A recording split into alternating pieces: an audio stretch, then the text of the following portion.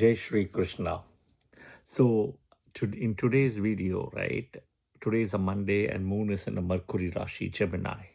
And you also have got sun and you got moon and you got Mercury, right? Very close to an Amavas here. And Venus and Jupiter is in Cancer and Saturn is in Pisces. Rahu is in Aquarius, Satabisha, and Ketu is sitting in Magha Nakshatra in Leo. All right. And of course, who else did I miss, right? Moon, I've already said Mars. Mars is sitting in Aries, Mesha Rasi, okay?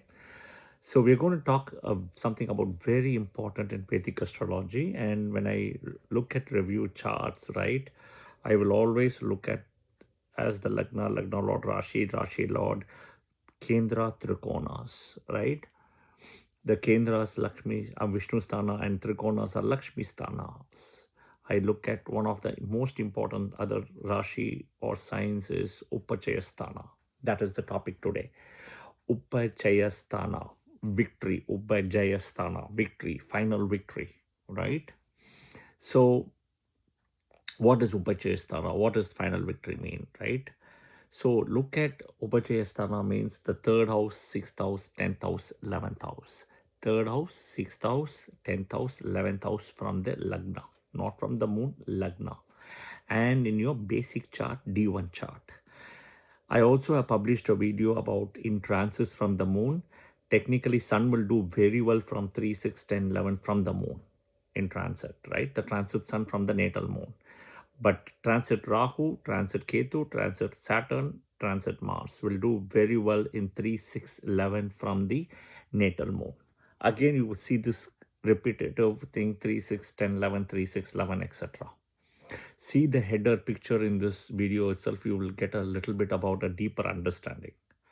The 3, 6, 10, 11, what is so unique, right? This is coming from Kal Purush, which is applied to all the other 12 Rashis based on whatever Lagna it is. So what is unique about Kal Purush is the third house, sixth house, 10th house, 11th house is all owned by two planets, Saturn, Mercury, right? Or Mercury and Saturn in a way. The third and sixth by Mercury, the 10th and 11th by Saturn. So what is unique here? So the third house, if you see, is owned by Mercury, Gemini, right? Sixth house, Mercury, Virgo. 10th house, Saturn, Capricorn. 11th house, Saturn, Aquarius. What you see in this, right? See the picture closely, the symbols and all the 12 Rashis, right? What do you see? There are technically 4 full signs which has got a human. Sagittarius is Centaur, half human, but not full human. But you have 4 signs which have got humans. Gemini, you got lovers and couples. They're not twins, they're lovers and couples. Virgo, virgin girl. 10th house, you see a crocodile, Makara. Today they call it as a sea lion, right? Sea lion kind of a thing, but it's a crocodile, Makara. And you got Varuna sitting right there. You don't see the Varuna thing today at all, but Varuna's there. Okay. 11th house also Varuna holds a key. But you see a man holding a picture. The picture can be anything. It depends on your karma. I've always mentioned that you go dig a ground in the backyard. You bought a new house. You find a picture from somebody who would have, buried it. Then you don't know what is it inside. It can be mud, it can be water, dirty water, it can be mud and water, it can be gold coins, it can be silver, it can be diamond, it can be US dollars, currency, whatever it is. It can be jewelry, pearls, but you don't know. So that's your karma. Okay, so we'll break down. Upachaya Sthana, all owned by Saturn or Mercury and Saturn houses, number 1. Okay, in Kal Purush. That is where it's coming everywhere. Number 2, Mercury is the buddhi, Saturn is the effort. Okay, 2. Third, all these 4 Rashis, right, only have symbols as humans. Look at any of those animal symbols. Libra is very unique.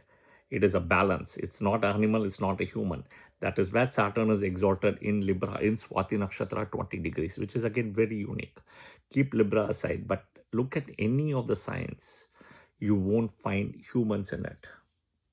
It's all animals, right? Or typically animals, right? Then Libra symbol. Otherwise, it's human. And Sagittarius is half human. It's centaur. Yeah.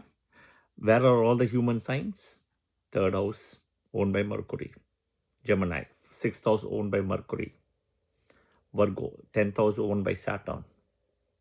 Makara, Capricorn, 11th house is owned by Saturn again. Kumbha.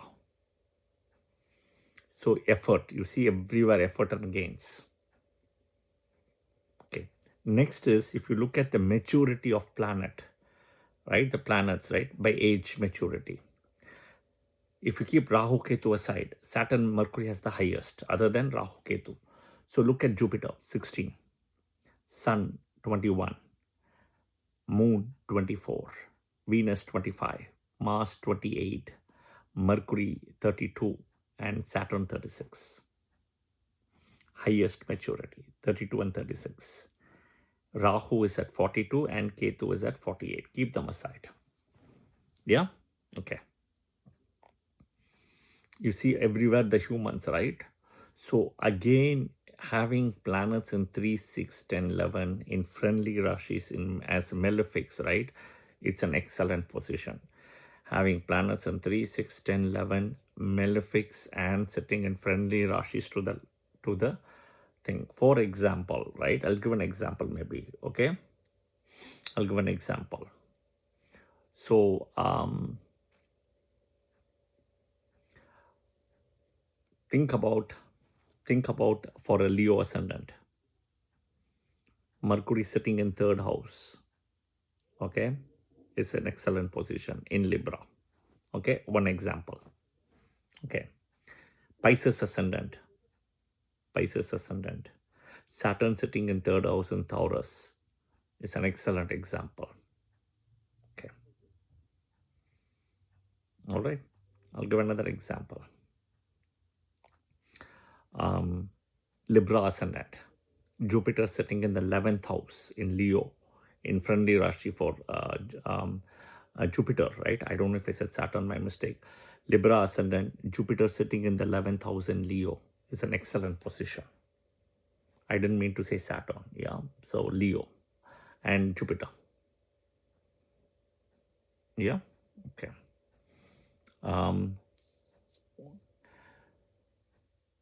Libra ascendant or Capricorn ascendant. Lagna Lord itself is Saturn. 10th house in Libra and exaltation is also a good position. All right. Okay. What else I can think of? Maybe I'll give another example. Capricorn ascendant. Sun sitting in 6th house in Gemini. Very good position. So you see how I'm saying for TMA and TB. Maybe I'll go for Mars also an example. Mars, Gemini ascendant. Mars sitting in third house in Leo. Very good position for Mars. Yeah. So the Upachaya house is final victory, effort. They will see success when you have planets like this at 32 years and 36 years. Okay, 32 and 36, you will see definitely some result happening. But you got to be patient. That is the most important thing. You got to keep on doing your effort, right? You got to be patient and use your buddhi because Mercury is involved here. Use your buddhi, right? And you see how 3, 6, 10th, 11, 10th house is Varuna sitting right there on a crocodile. You don't see that today, but that is the fact. Varuna is involved with the 11th house in mostly in Satabhisha Nakshatra, but also the 11th house, and 10th house very strongly is involved in Makara. Makara is, remember, 80% land, 20% water. It's like a crocodile living place.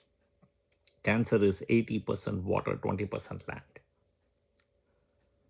And all the 12 Rashis will have symbols, except this 3, 6, 10, 11, which has got humans. The rest is all animals. Libra again is an exception, which is a scale. You see that when you go to a courtroom, you have Libra balance as well. It's a market as well. where market people back in those days used to hold a Libra balance as well. So having planets in 3, 6, 10, 11, right? When there are malefics and they are very strong, excellent. 11th house is Labhasthana, gains, master gains. If you want to look at the gain of any house, you always look at 11th through that house. Only for the Lagna, the 11th house is the gain. For the gains of the 7th house, it's 5th house. For the gains of, if you want to look at 10th house, right? For the gains of 10th house, okay? If you see, it will be the, for the 11th house, it will be, sorry, 1 minute. For the gains of the, okay, let's take a step back. For the gains of the 5th house, you will see 5th house gains is in 3rd. 7th house gains is in 5th. Okay, 7th house gains is in the 5th house. Lagna gains is in the 11th. Okay. So for the 10th house now, right? So the 10th house gains will be, technically speaking, in the 8th house. That is the 10th house gains, 8th house. Okay. For the 11th house gains itself, gains 11th house gains will be the 9th house. Bhagyasthana, 11th to 11th. This is Bhavat Bhava. Yeah. So you can see the gains of any house. So first we'll look at it. First house gains 11th. Second house gains 12th. Third house gains first house Lagna. Fourth house gains second. Fifth house gains third. Sixth house gains fourth. Seventh house gains fifth. Eighth house gains sixth. Eighth house gains sixth. Ninth house gains seventh. 10th house gains, if you want to see, right? 8th. 11th house gains 9th. 12th house gains 10th. So we saw all the gains of all the 12 houses in a way. I'm talking gains because everybody is always interested for gains and gains and gains, which is fair enough. Yeah. But the third is the effort. Very important to put an effort. Sixth has got many things. Runa, Roga, Chaturasthana, plus 6th house is also service. Okay. 6th house is also service. 6th house is also pets. 6th house is also daily interaction of the people who you meet. 10th house. 10th house signifies business. CEO positions, right? Big positions. 10th house also signifies work, business, karma. 11th house is all gains, elder siblings and gains. 10th house also will signify a boss in a way and workplace. 11th house is gains, elder siblings, etc. Yeah, so 3, 6, 10, 11 is very important in a way from the D1 chart in your birth chart. 3, 6, 11 will become very important in transit from the natal moon. The 10th house especially is very tricky when Saturn transits the 10th. Okay. So right now, if you see, right, moon, right now Saturn is in transit is in Pisces. Ask all the moon in Gemini people, because Saturn is sitting 10th. They would have had change of job or job to business, change of boss, change of location of place, or would have discontinued the job. Everything around the job will be a talking point for them, depending on the age. Assuming they are in a working environment age, assuming they're not in school, for example, right? What happens if they're in school? They'll have a change of school. No, they'll have a change of school, change of teacher, change of principal. If you're very old in a way, right, it may not affect you. But kids who are going to school and college will have a change. Kids who are people who are working in jobs will have change of job, change of company, change of boss, change of position, change of location. Any one of those things will happen. Ask all the people with moon in Gemini. Mrigashira 3, Mrigashira 4, right? 4 padas of Ardra and 3 padas of Punarvasu. Because Saturn is sitting in transit 10th to it. So the 10th position is very tricky. It's a Karmasthana position for transit. Yeah. But D1 chart, birth chart, 3, 6, 10, 11, very important houses. The maturity age, Saturn and Mercury, both Saturn and Mercury owns. Okay, remember this. Remember this victory. I also published a video earlier about how Narada told Ravana to put all the planets in the 11th house. So 11th house can literally take all the planets. It will, all the planets sitting in the 11th will aspect the 5th. So that is a little bit of a challenge, but it is still good result, excellent result. Rahu in the 11th is very good, even though Ketu will be in the 5th.